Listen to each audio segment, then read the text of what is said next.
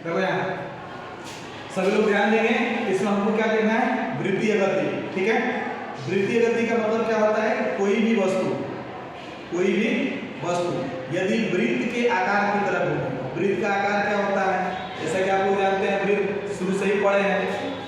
तावा हो गया, रोटी हो गया, साइकिल का रिम हो गया, चक्का हो गया, ठीक है, टायर हो गया गाड़ी का। गाड़ी गोल गोल घूमती है, गाड़ी का जो पहिया घूमता है वो भी गोल गोल घूमता है, यानी गोलाकार सर्किल की तरह ही होता है और वो ऐसे ही घूमता है। ठीक है, तो दो तरह की गति होती है, एक को हम लोग कहते हैं समतल में गति। समतल में गति का मतलब होता है लीनियर गति, यानी बिल्कुल सीधी रेखा में। और ये क्या है, वृत्तीय गति, यानी ये गति जो है वृत्त में घूमेगा। जैसे मेला में जो झूला लगता है, वो झूला आप लोग देख रहे हैं, एक बिंदु से घूमता है फिर उसी बिंदु पर आ जाता है।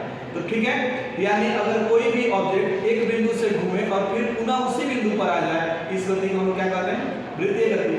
अब ये वृत्तीय गति में होता क्या है, वृत्तीय गति में जब कोई ऑब्जेक्ट घूमता है तो उसको घूमने के लिए सबसे पहले एक बल लगाना पड़ता है। ठीक है, और बल लगा के एक गति देना पड़ता है। जैसे यहाँ देखिए देखा गया है वृत्तीय गति। वृत्तीय गति द्विविमीय गति का एक महत्वपूर्ण उदाहरण है। द्विविमीय का मतलब क्या होगा, वैसी गति जो सिर्फ दो डायरेक्शन में हो, यानी अगर सरल रेखा पे चलते हैं तो सिर्फ एक ही डायरेक्शन में चलते हैं, अदरवाइज एक्स में या तो वाई में या जेड में। लेकिन द्विविमीय का मतलब हो गया एक्स में भी जाएंगे और वाई में भी जाएंगे। जैसा कि आप लोग देख रहे हैं, यहाँ देखिए, यहाँ का डायरेक्शन तो सीधे एक्स की तरफ है, लेकिन यहाँ से जैसे ही ऊपर बढ़ेगा, यहाँ से ऐसे, तो जब ये ऐसे बढ़ेगा तो ये हॉरिजॉन्टल भी जा रहा है और वर्टिकल भी जा रहा है, यानी एक्स में भी जा रहा है और वाई में भी जा रहा है।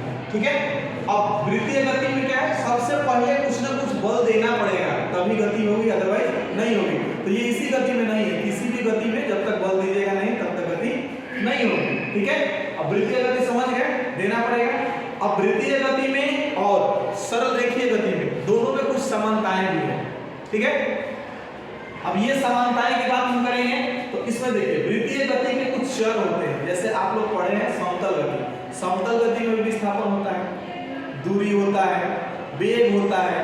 तो वृत्तीय गति अगर हम पढ़ेंगे तो इसमें भी क्या होगा, विस्थापन होगा, दूरी होगा, वेग होगा। ठीक है,